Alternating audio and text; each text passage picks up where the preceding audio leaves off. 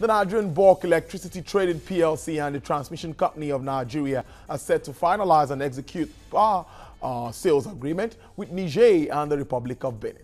Now, the power firms are the Société Nigérienne d'Électricité and the Communauté Électrique de Benin. The two international customers are to immediately pay up their outstanding electricity debts worth that's about more than 115 million US dollars to the Nigerian electricity market.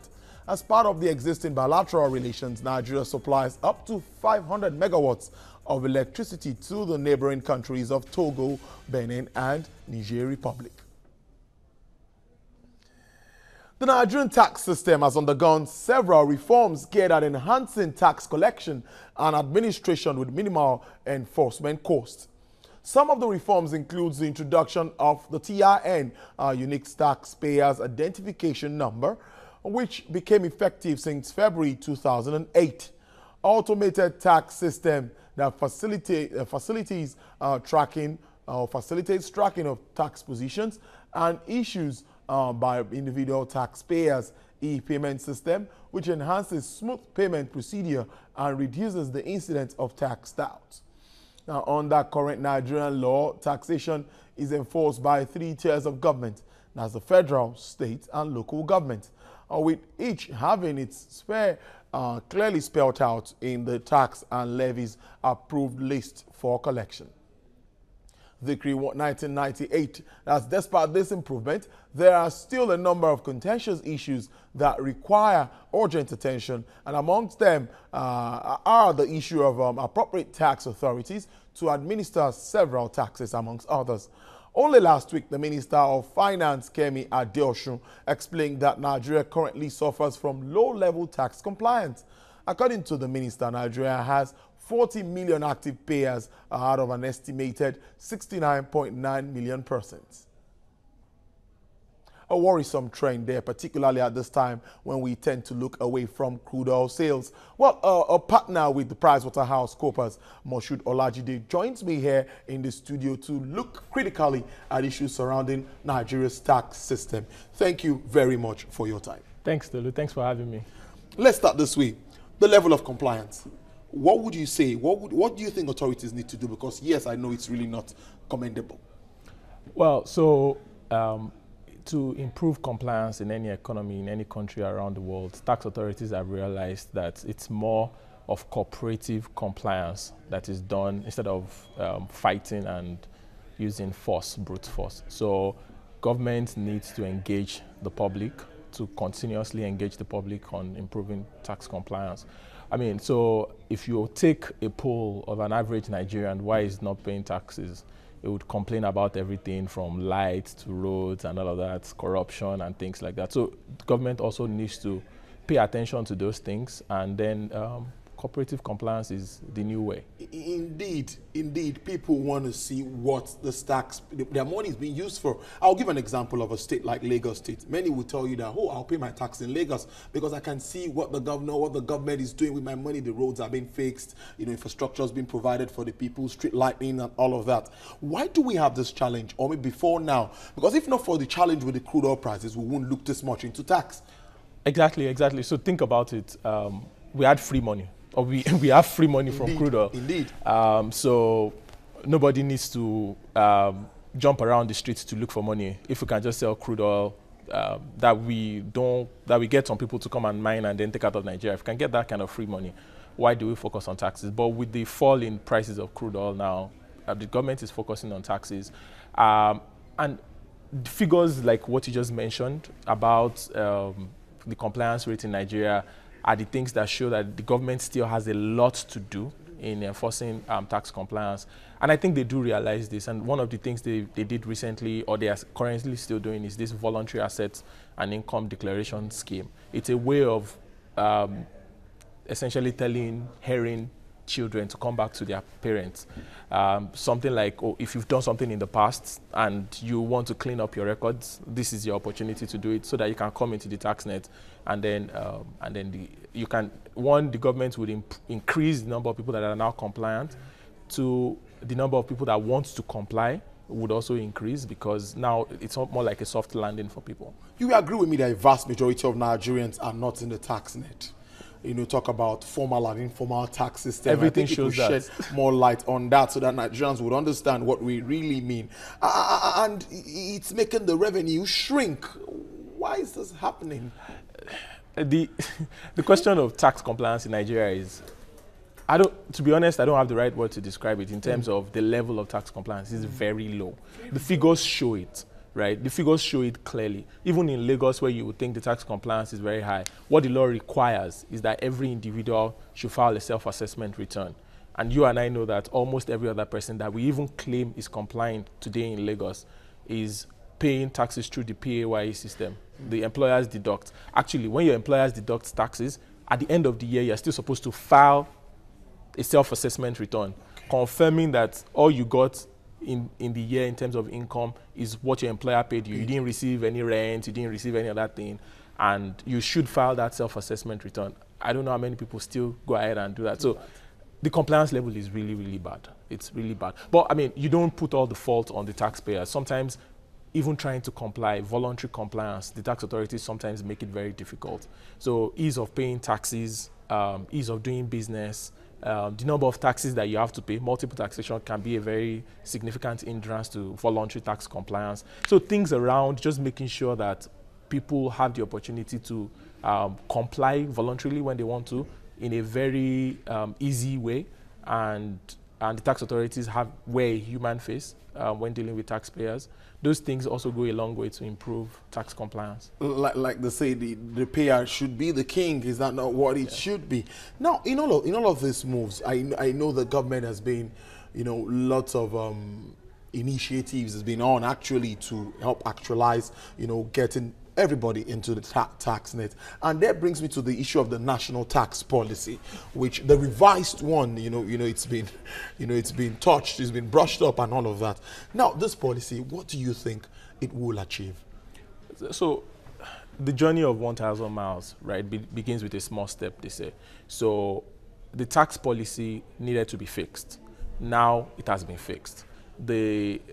The next step is implementing the new policy. Now that's where the difficult work is, because that now requires engaging a lot of different ministries, department agencies, National Assembly, and all those places that the Minister of Finance doesn't necessarily have as much control as she probably would like to have in terms of implementing the national tax policy. But I think she's taking the right steps. I think she's taking the steps in the right direction. It will take a long time because of the kind of system we run in Nigeria. But I think starting that process itself is very important, and that's what she's done. Because I know PwC is part and parcel of this. That's talking about Taiwo Oyedele. I know he's part of the committee. Professor Abiola and all of that. Yes. I know some of this. But like I said, well, Nigerians will still like to see what we get out of this. Now, also part of this move was employing about 7,500. Community tax officers. That's according to the minister. I think this will go to the nooks and crannies of the states. And what are they supposed to do? My understanding is that those people are supposed to educate the people, because enlightenment is also very, very important. Sometimes just explaining to an Okada rider that he needs to pay his taxes is all that he needs to actually pay those taxes. Sometimes you'll be shocked at what happens just because of ignorance. Just pure ignorance, just because I don't know what I'm supposed to do. There are very, very few people that would really, really like to know what the law is and then still do something that is in disobedience to the law. A lot of times just explaining to people what their obligations are will be enough to get them to comply with those obligations. So I think enlightenment is a very, very important function that this community team will be. Let's look at this figure. 214 people in the entire nation pay taxes of more than 20 million naira. And all of this category are based in Lagos. What is happening? Abuja, I thought I was going to be hearing lots and lots of those figures from Abuja. Well, on a very lighter note, the people would say that the rich people are the people in government in Abuja. So, but I think it makes sense that the largest number of people paying the largest amount of taxes will be in Lagos, because this is a commercial center in the country. But it simply doesn't make sense that they would only be in Lagos, right? I mean, take any other state. Don't let's even go to Abuja. Take any other state. It all speaks to the level of tax compliance in Nigeria, and it all speaks to the level of tax authority engagement with the people in terms of encouraging voluntary compliance. Countries of the world have now realized that simply making noise and simply fighting does not improve tax compliance. Cooperative compliance is the new ticket to the game. And a lot of countries are beginning to realize that it's an easier way to increase revenue generation, to improve voluntary compliance. Because, Tolu, if you stand up now and you go to the tax authority and you pay your taxes, it's way cheaper for that tax authority than when they have to chase Moshood to get that tax from me, because they would have to mobilize, fuel their car, waste valuable time chasing Moshood, looking for Moshood's address and all of that. So whatever they can do to encourage Moshood to pay that tax voluntarily is what they should really focus on, not the tough talk or anything around that. Indeed, Moshood. Let's take this break and we'll be back on the show. I will still have Moshood here. Stay with us on the show. We'll be right back. It's still Business Nigeria.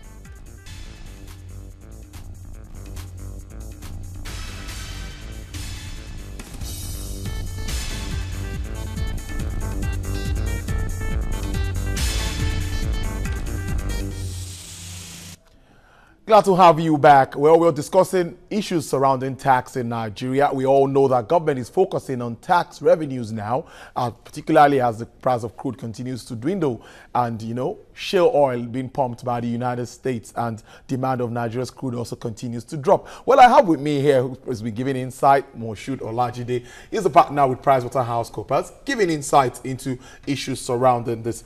Now, during that break, I remember issues surrounding this pioneer status, you know, given by the federal government and all of that. Can you give us a brief insight into that? So pioneer status is a tax holiday that is given to investors as an exemption from companies' income tax for 3 years, and then that holiday can be extended by a period of 1 year or 2 years after the expiration of the 3 years. What had happened in the past was there were a lot of complaints around the way the system was being run by the government, whether the Nigerian Investment Promotion Commission, which is the body responsible for administering the initiative, the way NIPC has been running that initiative. And what happened then was it was suspended. So the government suspended the grant of pioneer status, and it's been like almost a year now. But in the last 2-3 weeks, the government announced that it was restarting the process of granting pioneer status, and more importantly, they've now increased the number of industries that are entitled to the tax holiday. There are now about 27 new items on the pioneer list. The second significant change is that the whole process of applying for pioneer status is now clearer. They've provided some more insight into how the application would go and how long time it will take. The service charge that will be paid is no longer based on an estimate. It's now a percentage of your actual pioneer profit, which is an easier sell, because if you tell me to pay, in the past it was 2% of your estimated tax savings, so I could estimate anything. Essentially, I could tell you my tax savings would be 1 million when I know it might be 5 million, and there was no way you could really verify. But now it's now a percentage of your actual pioneer profits. This would help attract FDIs? I mean, the idea is that, yes, tax holidays would attract investments to Nigeria. That's notwithstanding the fact that investors, when they choose to go to a country, do not only look at tax holidays. They also think about ease of doing business, for example, which is a very important. If I cannot get permits, if there's government red tape on every issue that I need to deal with the government on, if there's government flip-flop on policies, if I cannot trust the government to follow through with their promises, then a 10-year tax holiday means nothing to me, because the flip-flop in policy could erode the entire 10-year benefits that you were passing across. Indeed, I've had opportunities to speak to manufacturers, business owners, you know, even some foreign investors, and they talk about issue of double taxation and multiplicity of tax, you know, taxation by all these agencies and all of that. I think this is a major challenge that also needs to be looked at, because if I run a small business and I can't be sure that this is what I'll pay, I can't be sure that this is what I'll pay, and at the end of the day, I pay this, I'm back again, another agency is coming for, it brings up the issue of taxes, levies, and all of that. How do we really spell all this out? So it's a, how do you put this? It's a vicious cycle, right? The government wants to collect more money in terms of taxes. So they just wake up in the morning and they introduce new taxes. And every layer of government wants to do the same. Federal government wants to do it. State government wants to do it. Local government wants to do it. So by the time you combine the forces of those three tiers of government, you sometimes get in some states over 30, over 40 taxes, different taxes, levies, and all those things collected. But the interesting thing is that empirical data shows that actually the lower the amount, the lower the number of taxes collected by a level of government, the higher the amount in absolute terms collected by that level of government, because the cost of collection is very high, leakages and all of that. So imagine if you have your local government, you have like 10 taxes, right? Keeping track of those, or levies, keeping track of those levies or taxes becomes a nightmare. You need a whole machinery to manage all those things. People would pilfer, you would have to be forced to collect cash and all of that. Mm-hmm. But if you had just one tax, and the rate of that tax is graduated in a way that covers all the things that you want to collect, it's easier to manage just one tax. Like you can get more. People have more clarity. So for example, like you said, an average businessman in Nigeria on the street does not even know how many taxes he should be paying under the law, which is a very, very big problem. But imagine if there was just one tax. If you have your business on Awolowo Road in Ikoyi, you know you're just going to pay one tax to the local government, one tax to the state government, and one tax to the federal government. If no matter what the rate of that tax is, that can be discussed, that can be negotiated. I mean, we can come to a landing as to what the appropriate rate should be. But at least it's easier even from a compliance perspective. You would know that once you pay this amount of money, you're done for the year or for the period that the tax covers. Multiplying those taxes and creating taxes every day makes running a business a nightmare, and it doesn't even guarantee that you get more money, essentially, as a government. So, I mean, I know that the Lagos State government is working towards reducing the number of taxes collectible in Lagos State. Again, because the train had left the station a long time ago, so a lot of taxes and levies had been created over time. Bringing it back to a very minimal number of taxes is also not an easy thing to do within a short period of time. It requires legislation, it requires sensitizing different layers of government and things like that. So I know they're working on it. I know it probably will be a long-term project, but it's something that governments across Nigeria must look into to improve revenue generation, actually. A lot has been said there. I must thank you, Moshood Olajide, for your time. Partner, PricewaterhouseCoopers, sharing your time with us, discussing this very important issue on Business Nigeria. Thanks for having me, Tolu. Well, away from tax now, the Minister of Science and Technology, Ogbonnaya Onu, wants more private sector investment in the sector. Onu is positive this will help bridge Nigeria's infrastructure deficit. Lara Folayan completes the report. Nigeria's huge infrastructure gap forms part of its development challenges. Government already acknowledges its financial limitations in fixing things and has sought alternative sources which have yet to effectively change the situation. The Science and Technology authorities are conscious of the capital intensiveness in this area. They now send a Save Our Souls message to investors. I would like to use this opportunity to again call on our investors, Nigerian investors, our entrepreneurs, to really work very closely with our research institutes, because this is a win-win situation whereby the profit margin will even improve. They will make more money using the research that we are doing. Government remains sure this could help accelerate actualization of its national development plan. We are concerned with job creation. We are concerned with wealth creation. We are concerned with poverty reduction. We want a situation where our citizens can be prosperous and happy. And then our country will be rich and strong. We believe this can be realized.